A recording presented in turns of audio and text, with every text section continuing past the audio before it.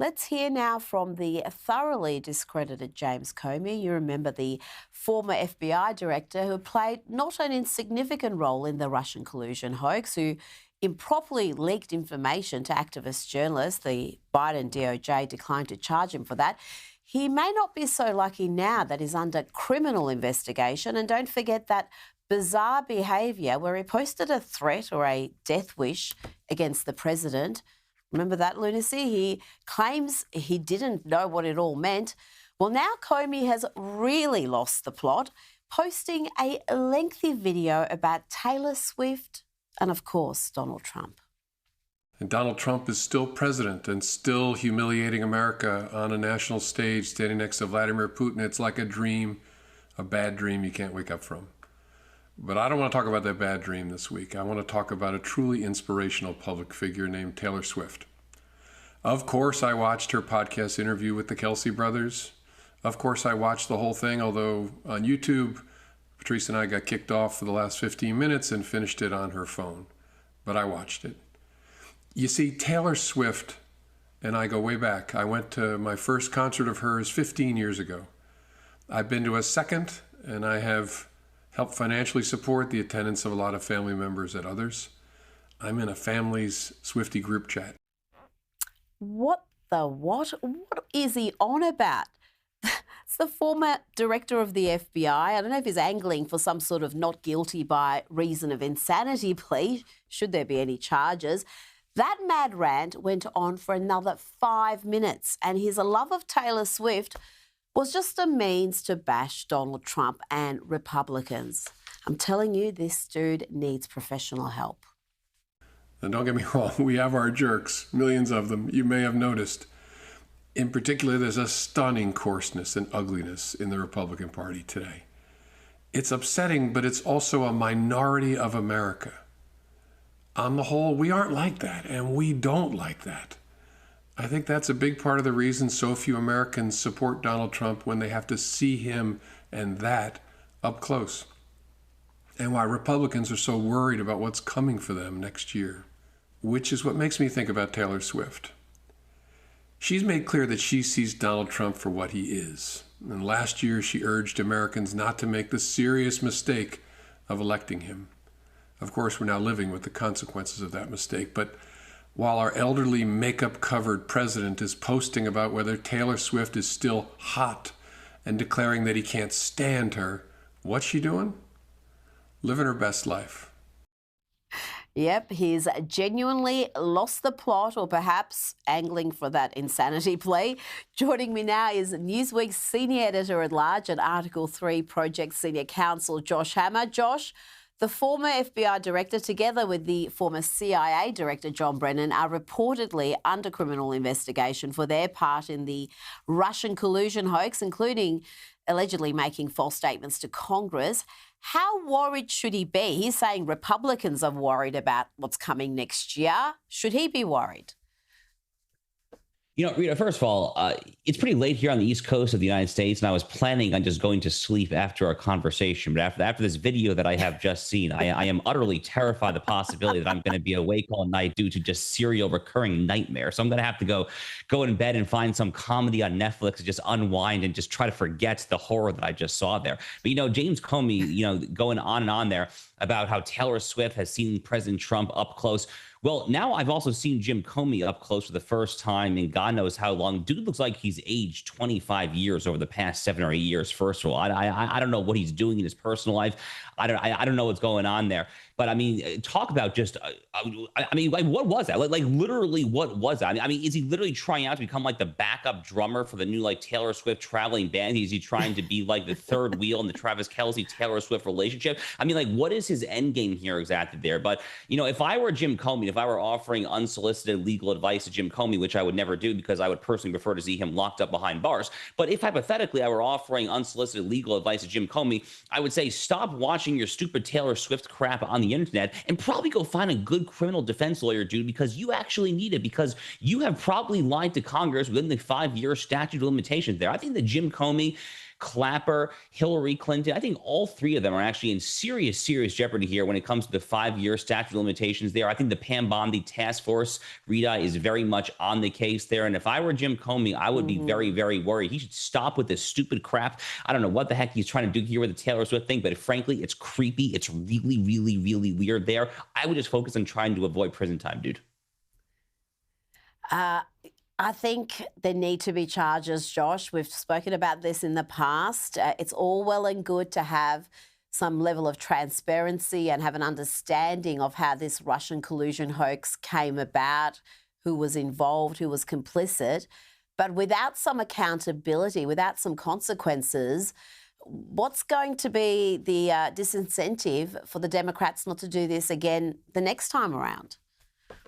Well, you're totally right. There will be no disincentive. Now, it's tragically late as it is. I mean, let's just be clear here. When we're talking about Russiagate, when we're talking about Brennan, Clapper, and Comey cooking the books to launder the Steele dossier, Fusion GPS, Hillary Clinton campaign through the very tail end of the Obama intelligence community, we're talking here about 2016, 2017. I mean, we're talking here about crimes that were committed 8.5, almost 9 years ago, depending on the specific conduct. So the fact that we're even having this conversation now, I think, is frustrating in and of itself. This is a conversation that very much should have happened, frankly, during the first Trump term. I mean, we shouldn't have been talking about the Mueller probe and trying to investigate whether or not Donald Trump was actually a Manchurian candidate, Putin, Kremlin asset. We should have been talking about trying to put people like Jim Comey and John Brennan and Jim Clapper in jail. So the fact that we're having this conversation delayed is extremely frustrating, in and of itself. The problem, Rita, as you and I have discussed, is that a lot of the, shall we say, flashier, sexier crimes have statutes of limitations there. Now, again, as we discussed in the past there, I am of the opinion there that if I were recommending to Pam Bondi's DOJ task force, I think that it is well within the bounds of reason and, dare I say, even prudence to try to get, shall we say, a little creative with some of these statute of limitations tolling, the same way that Alvin Bragg was very creative to Donald Trump when it came to the whole Stormy Daniels, Michael Cohen fraudulent bookkeeping statute there. I mean, the statute of limitations for those quote unquote crimes should have expired like 5 or 6 years or something there, and they found some way to stick that work in the most Stalinist trial in American history there. So if there's a will, there's a way. I don't necessarily love that I'm saying this, by the way. I'm a lawyer. I revere the rule of law, the Constitution there. But Rita, the point is, I think you and I are of like mind on this. Unless you teach these people a lesson, unless until you really sock them across the jaw and they pay some sort of serious price for this, they're going to escalate and escalate and escalate until we're all in some proverbial or literal gulag. And I know that I personally don't want to end up like that. No, well said. Now to the Russia-Ukraine war. We saw the show of strength from the US, including that stealth bomber flyover over Vladimir Putin's head. But overnight, we've had the Ukrainian leader, Zelensky, speak out about these negotiations. He had this to say. The constitution of Ukraine makes it impossible to give up territory or trade land. Since the territorial issue is so important, it should be discussed only by the leaders of Ukraine and Russia at the trilateral Ukraine, United States, Russia. So far, Russia gives no sign that trilateral will happen. Josh, he referenced the Ukrainian constitution there and called for further economic sanctions against Russia. How do you see this latest development? Okay, so first of all, the optics of this meeting in Anchorage, Alaska on Friday were really incredible, Rita, weren't they? I mean, the B-2 bomber flying overhead. Right. I mean, as they were walking down the red carpet, Donald Trump taking Vladimir Putin's hand and like physically pulling in for like the world's ultimate power handshake. I mean, the optics were just can't miss, unmistakable stuff. The problem here in this conflict, and Zelensky saying there what he's been saying for the past 3.5 years, which is that Ukraine is not ready or willing to give up an inch of territory. Meanwhile, on the other hand, you have Vladimir Putin, who simply thinks that Ukraine literally does not and should not exist as a sovereign, independent entity. It's very difficult, frankly, to see at this time what is an actual Venn diagram overlap sweet spot, a zone of possible agreement between these two parties there. So look, I mean, Donald Trump, at times sounded somewhat frustrated after the meeting, at times sounded somewhat optimistic there. The details, I think, remain a little bit to be determined. But both of these men are going to have to budge there. I mean, Putin is going to have to recognize that Ukraine has existed since the downfall of communism and is going to continue to exist as an independent country. Zelensky is going to have to concede the reality on the ground as far as where the military troops are and so forth, that Ukraine is not going to have these same borders after this war that it had prior to the February 2022 incursion from the Russian army. On the other hand, Ukraine's going to have to accept as well that they're not going to join NATO and the European Union. So there's going to have to be a lot of give and take here on both sides. The rough outlines of a deal, Rita, I think are pretty clear. They've been fairly clear now for about 2 years, which is really probably 3 years, which is the most frustrating part of all this there. But again, these two guys just aren't willing to budge there. But you know what? Here's what I know. I know that if there's one guy who can actually get this through across the finish line, it's the guy who got the peace deal between Cambodia and Thailand, between Congo and Rwanda, India and Pakistan, Armenia and Azerbaijan, Israel and Iran. My goodness gracious, how many peace deals has this guy gotten just in the past 6-7 years, or past 6-7 months of this administration there? So we'll see if he's got one more trick up his card, Rita, but I definitely would not discount the possibility. Now, the Democrats are turning on each other. Mayor Eric Adams has hit out at the man likely to replace him as mayor, Democrat and communist Zoran Mamdani, who, despite being a Muslim, Josh, wants to decriminalise prostitution. Well, Mayor Adams was calling him out on that. He's wondering what Quran Mamdani is reading. I'm a man of God, just as Mamdani says he's a Muslim. I don't know where in his Quran does it state it's okay for a woman to be on the street selling their body. I don't know what Quran he's reading. It's not in my Bible. And so if that's his belief, it is danger for our city. Josh, I've got to say, it's controversial, obviously, for Mayor Adams to say what he said, but I'm so glad he is calling out this unholy alliance that exists between, and Mamdani is really a good representative of it, this unholy alliance between the far left and Islamists, you could call them, who've got nothing in common other than their hate for the West and their hate of conservatives and Republicans. Yeah, it's the old red-green alliance, and Zoran Mamdani is the singular encapsulation of this. By the way, so is this nut job running for mayor in Minneapolis, Minnesota, Omar Fateh as well. Exact same thing there. But, you know, Mamdani, you know, Eric Adams is right. I mean, Mamdani is not a, shall we say, he's not a Hamas-style Islamist. I mean, this is not someone who actually believes in the universal binding nature of Sharia law.